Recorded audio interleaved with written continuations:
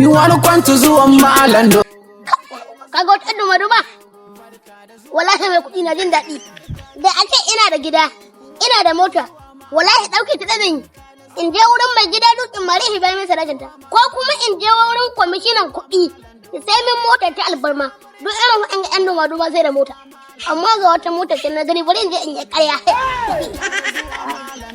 Mata sun zo domin dogo, barka da zuwa malan dogo. Samari na kallon dogo, barka da zuwa malan dogo. Yau ga mula kuma ga dogo. ƴan mata salamu alaikum. Salamu alaikum ƴan mata. Kici arziki. Wa alaikum salam. Yaro hala babanka ke kira na. Baba na kuma? Ni an baban kaina. Kuma wallahi tallahi san ki nake. Ke ga wannan motar? Wallahi ɗaya daga cikin motoci na kenan. Da ke biyo ni, ke ga ita da shirga miki. A'a, iko sai rabbani. Yo Allah haɗa ni da wata halitta. Kuma sai kuɗi. Wallahi sai kuɗi. Ɗan ƙaramin halitta ga kuɗi. Ka ce wannan motar ka ce. Ƙwarai kuwa. To daga wani family ka fito hala?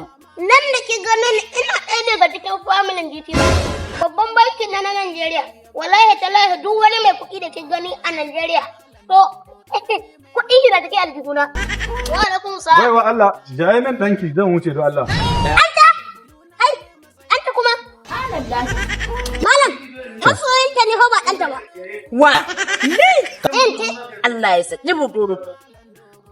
Dama ƙarya ta kake min ba motar ka ta ba. Ya hankuri na san inda ban miki aka wada ba ki ɗauka saurare ni. Ina kiri.